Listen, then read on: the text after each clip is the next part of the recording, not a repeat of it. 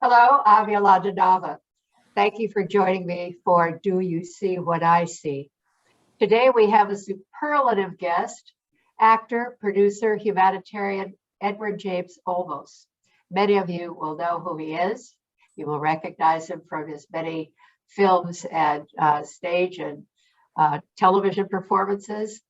He has a presence that's expanded over 50 years, and he's still going strong.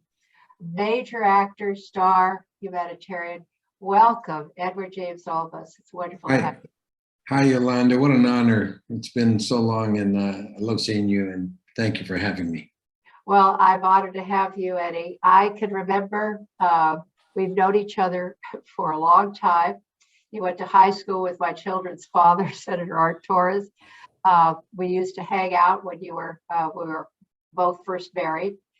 And I remember so many things about you going back then. I recall you in Zoot Suit, the original performances, when you were at the Mark Taper Forum in the very famous play playing El Pachuco in the Luis Valdez production. That sparked your career, did it not? Yeah, it was a single most extraordinary moment in my life, artistic life. It opened the door to not only a national awareness, but an international awareness. The play was really well received throughout the world. And we didn't travel, but the word got out and people came from all over the world. And I remember that the English Shakespearean company, the entire company came. The Kahali, 5 Kahali families and Kabuki families came from Japan and India. And the Russian Moscow Theater came, and they had heard about it. And over the 2 plus years that we performed the piece, it was just amazing the impact. And Luis Valdez did something very special. It was the very first time that Mexican Americans were portrayed on the big stages, the main stages of the United States and in the world. It was an incredible production. And I have to ask you the question, because how did you ever manage to contort your body to the El Pachuco? I'll tell you this much, it was difficult. It was a physical, very demanding physical play. It's like doing a dance. Every night was 2 hours and 15 to 20 minute dance. It was a poem, it was poetry, it was dance, it was music. There was a drama and comedy, but the posturing that I took and that I projected with the character was difficult for my back.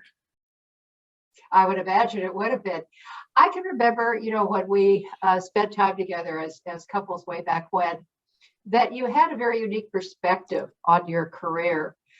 You didn't let any PR person or anybody manage your career. You didn't follow anybody's orders, because usually when you're an actor, that can happen. People try to tell you what to do. How did you manage to have such a strong sense of self at that early age? Yolanda, it took so long, and I had done so much by the time I got to the point of doing Zoot Suit. I had done theater since 1964. Oh, wow. And here we were in 1978, and I was getting my very first paycheck in a real production. I had done nothing but off LA theater, which is really far off Broadway, real far. So it was a situation. I'd done it for years. And, I never thought that we'd be able to find a story, that would allow my abilities to come shining through, because it had been so long and there had never been anything like it. And so when I got the opportunity to do this role, I hit really hard. I mean, extremely hard. It was very well received, and I won a lot of critical acclaim throughout the theater world. And with that, of course, came fame and fortune in many ways. And I had taken so long to get here, and I knew that my path was different because of the extent of what I was portraying and the cultures that what I was portraying a Latino, and really we really hadn't had that type Right. of imaging done in the art forms. We had Latino plays being done, Latino film, Latino television, but it wasn't. They weren't national, and it wasn't really consumed by all cultures. It was just consumed by, if anything, Latinos if they got a hold of it. But so this was the first piece that went not only national, but it went multicultural, and then it also went international. So with that, I gained a tremendous amount of understanding. And when it came down to making choices, you know, people would say, you know, you should do this, you should do that. And I would say, yeah, but let my work talk. Instead of me trying to get people interested in me because, hey, look at me, I did this. Let's do something else. Let's continue to move forward. And I did Wolfen next, which was an indigenous First Nation character for with Albert Finney and myself. And that was right after had been doing Zoot Suit for quite a while, couple of years. And then I went to New York with it. But in between going to New York and finishing in LA, I did a film with Albert Finney. And it was an amazing piece of work. And then I chose to do the work on Broadway in New York. And then we went on to do, right after that, when I got done with Broadway, I went on to do a piece of work that was extremely different, which was Blade Runner. And Blade Runner became a multicultural event because of my character, not because of the way they had designed the story, but my character brought a tremendous sense of understanding. I developed the character for Zoot Suit. I developed the character for Wolfen and the character for Blade Runner. And then I went on to do Zoot Suit the movie. And then we did, I produced my very first piece of work in 1981 called The Ballad of Gregorio Cortez, which is the first motion picture that I produced and first one that I really took a hold of and really took my values, my aesthetic, and put them into play. And I didn't have a publicist. I still don't have a publicist to this day, you know, pushing my face out there. I just always felt that the more you pushed, the more something was taken away. And the more that you allowed situation and your craft and the things that you were doing to push you forward, the further you would go. And it held pretty strong. And to this day, it has held really strong. Not to say that I haven't had people that say, please, you know, you're doing, right now I'm doing Mayans MC. And, you know, they asked me to do publicity for it. Of course I will do publicity for the show. You have to. I did publicity for Blade Runner. I did publicity for Ballad of Gregorio Cortez. But that's different. That now you're talking about a piece of work that you are a part of, and come and see the work. I'm not saying, hey, look at me.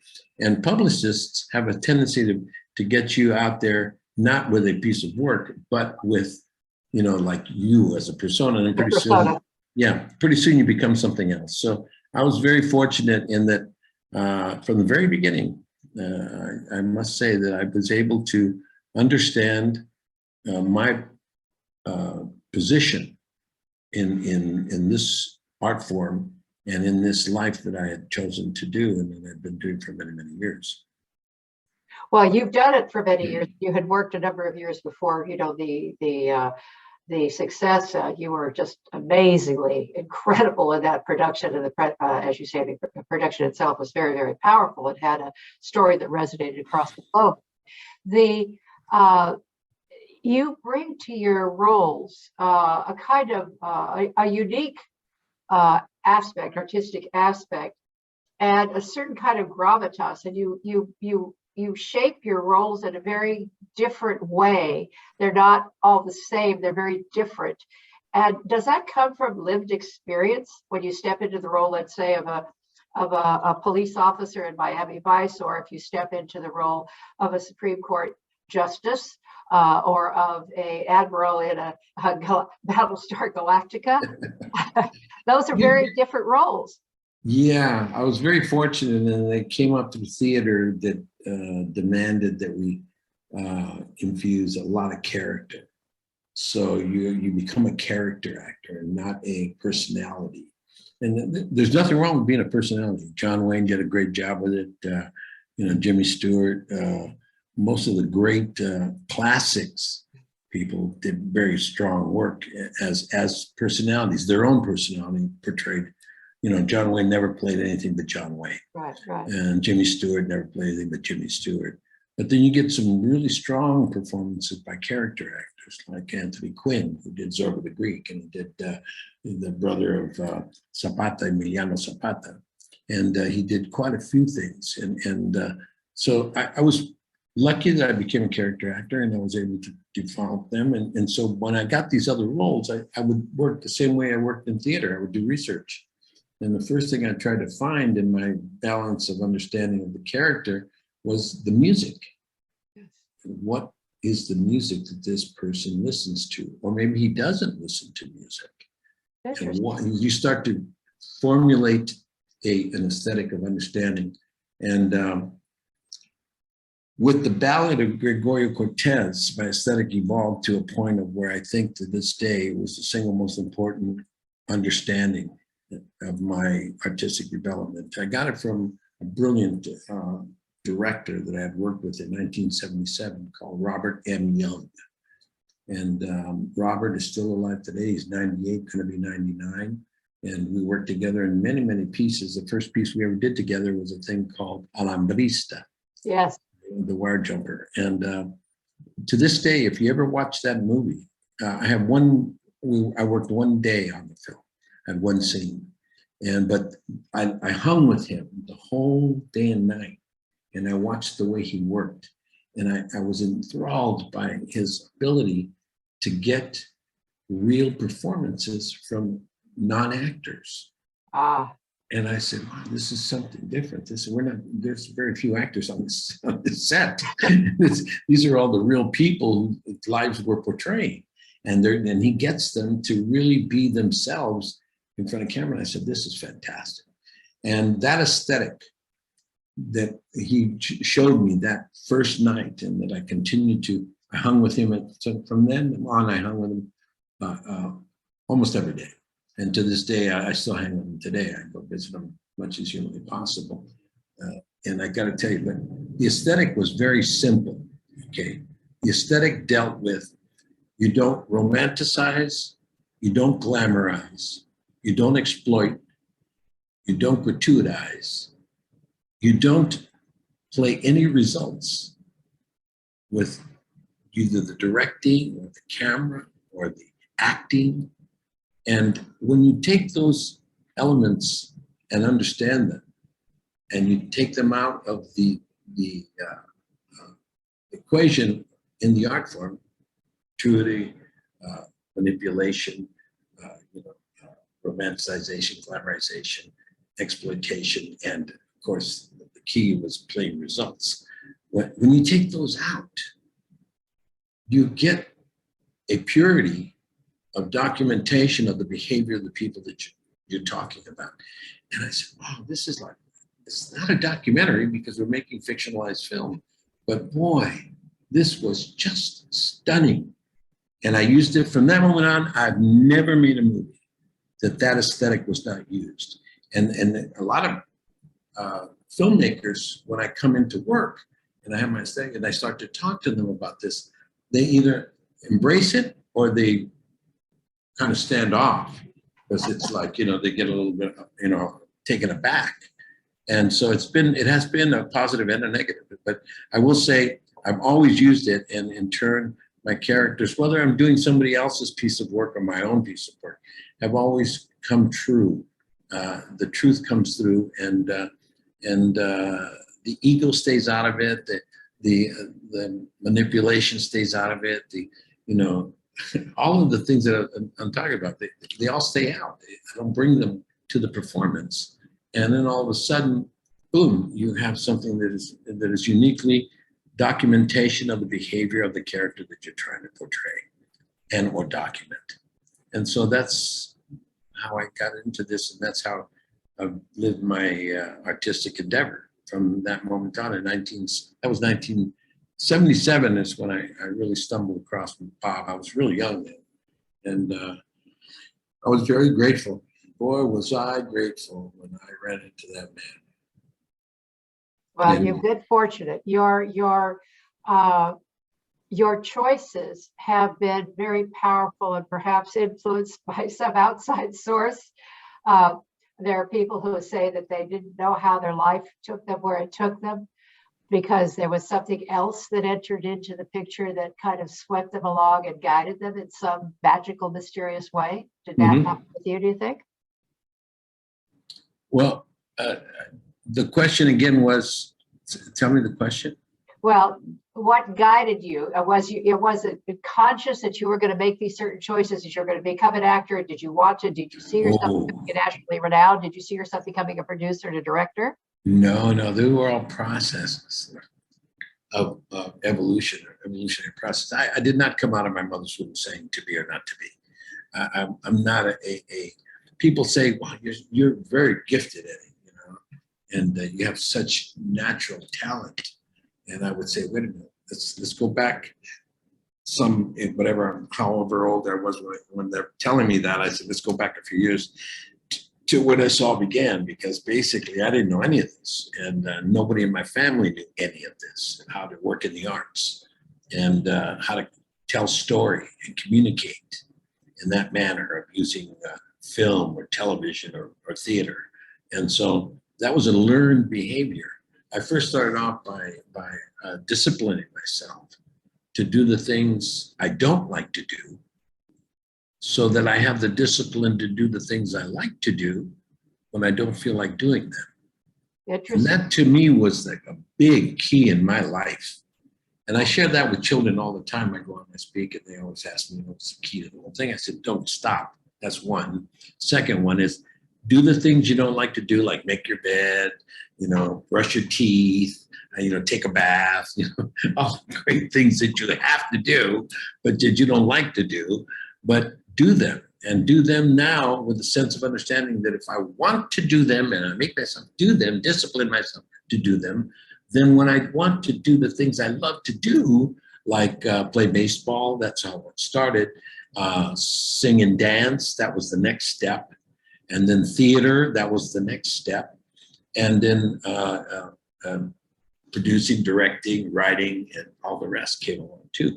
When you want to do those things, you have the discipline to do them when you don't feel like doing them, which then what happens is, I never wanted to be better than anyone, okay? That was never my goal. I didn't even care.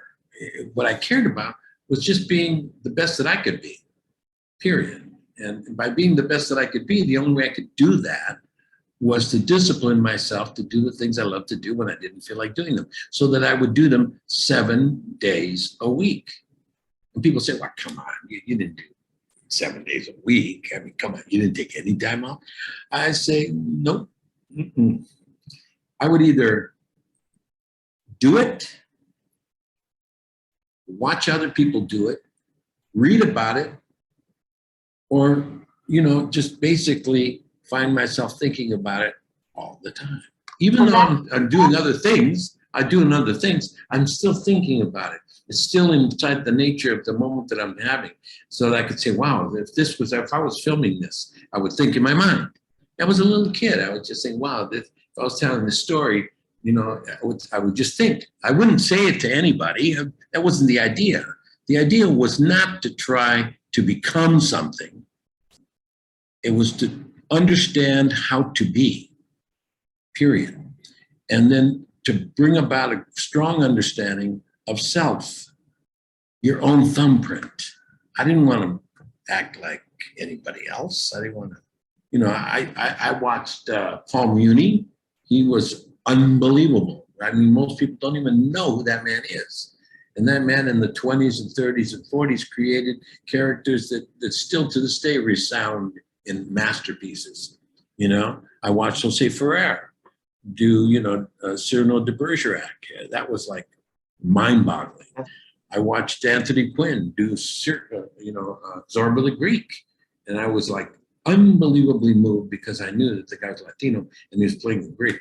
and he was doing it with such an understanding. And Paul Muni, who was from the Yiddish theater, he was a Jewish American actor, he played the Good Earth, he played Asian, he played Pasteur, he played Benito Juarez.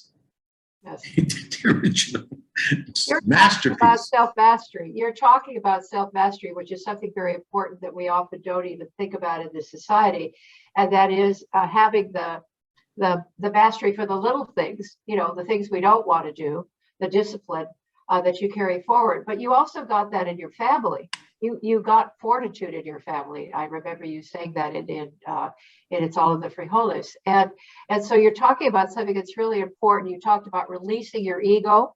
That's very important to do, because it's not about the me. It's about the work, or it's about the purpose that we're living with and for. And so that aspect of self-mastery is what's driven your career, I think, so beautifully. Yes, it has. And, look, had I done all the work that was offered to me, I would have been a lot more famous and a lot richer. But I wasn't into this for fame and fortune, even though I am. People know who I am. People respect me, and they pay me very well. I'm not saying that I didn't make money. I'm not saying that people didn't get to know me. But if my intention had been, like so many people I know, and it's difficult for them once they get to my age to really conceivably understand, because they can't carry it through. They're lost. They can't play a second billing. They can't play a character that comes on just for one scene, because they're just like who they are, and they're just so, no, I wouldn't do that. That is, and the older they get, the more they get that way. You don't loosen down. Where me, I feel very grateful just to get up in the morning and be able to, get a phone call and have someone ask me to do a story with them, and I read the story. And if I like the story, I go do it. I don't care about where it's going to take me. I just want the work. I want to be able to experience the emotional feelings that I get when I'm doing the role or telling that story, either directing it, producing it, writing it, helping distribute it. Believe me, I have done a lot of work in this industry, especially in film, and I'm very grateful that I was given the opportunity, and that I've been able to understand that is the key. The key is to really learn while you're there. Learn what the cinematographer does. Learn what the gaffer does. Learn what the location manager does. Learn what the wardrobe people do. Learn what makeup and hair do. Look at them and be invested in the moment that you're sitting in the chair watching these people do their work, and you just kind of like start to gravitate and understand. When I'm on the set and I'm watching a director of photography work, I watch him. And when I see the first AD, first assistant director running around, I watch the way he does that and say, wow, I see wow, this is great. I didn't know what a first AD did when I started. I didn't go to film school, so I didn't know anything. So I started to learn, but that's the key. The key is to learn and understand, and to actually be able to move it. Because now that I produce, I have to know what a teamster does. I have to know what a location manager does, what the first AD does, how the production secretary, these different parts of the construct of a film, because basically a film is a really collaborative art form. And the director is just one aspect of it. The producer is just one aspect of it. The problem is that the producer is the one who should know how and who are doing everything that they're doing. They're the ones who choose everybody, including the director. And so that being said, I will say that, yeah, to answer your question, yes. that has come to play in my life. But the fact that you paid attention, that's one of the things that we all need to do more of these days, is to pay attention and also to set intention. And you've done both very successfully. But in the industry in which you worked, and at the time that you started working in it, was very challenging for minority actors. It still is. Yes, it is. Still is. It is. But the fact that you paid attention to all these other things that were going on around you gave you the capability to produce and gave you the capacity to direct. You learned from that very first director, a great deal, and brought that into your work. You've developed some of your own projects, and at a time when a lot of people were not working and the industry seemed to be closed down, more recently, you have done 2 or 3 significant, projects that have received great acclaim. How is it that you were able to do that? What enabled you to be so creative during such a difficult and challenging time? Well, it's financial support. We got the financial support from people who said, yeah, I'll help you make this film. And that really is the key. And we did Windows on the World. My son directed it. We helped produce it. I acted in it. We did Walking with Herb, myself and George Lopez, and that was a wonderful piece of work that hardly anyone saw. It's online right now. You can see all these films that I'm talking about right now because they just came out last year, but they're streaming right now on Amazon Prime. And then you can see, so it was Windows on the World, Walking with Herb, and The Devil Has a Name. And The Devil Has a Name is a true factual kind of story that it kind of hits kind of hard. It deals with, it's like a Aaron Brockovich idea because it deals with the water, the contamination of water, what it does to the people that drink it. And that's what that movie is, the movie Devil Has a Name is about that, about the oil industry and how it affects the water table and how in turn that water table has now affected the growth of the food chain. And then it gets into the food, and then all of a sudden we're eating it, and so we're getting contaminated off the food. And so that was a very strong true story, and it's called Devil Has a Name. It's kind of fun. It's not I didn't want to do in 2000. It was during the pandemic. It was kind of whoa, but it was right before the pandemic, and we shot it just before the pandemic, and then once we worked on it, and it came out when the pandemic was at full force, and everybody was kind of joking. This is a good segue.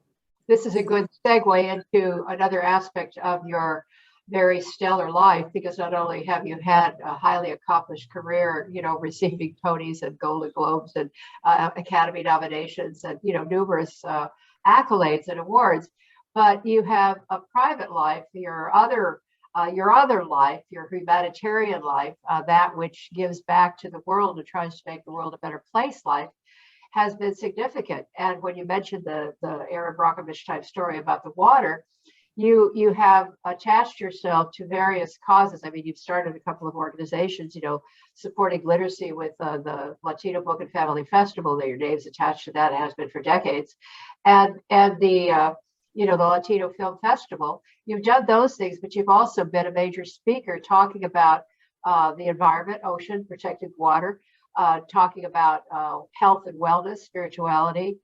You've had a broad range of issues that you have supported and spoken about.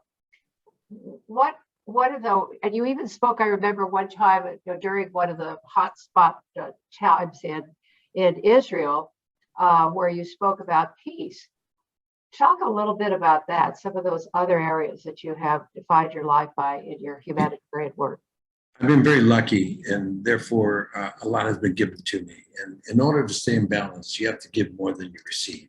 Yeah. Throughout my lifetime, since I was 1920, I started giving to the community in hopes that I would be in balance when this happened, and it did happen. I became successful, and I didn't want to get successful without being balanced in the nature of humanity. So that's what I did. So from the age of 20, I started giving myself to the outside world and helping, and with kids and all kinds of water, the ocean, the environment, every aspect of life that has touched me, I've gone and helped, and I've tried to help. And all I can say is that I've lived a very privileged life, and I'm very grateful for it.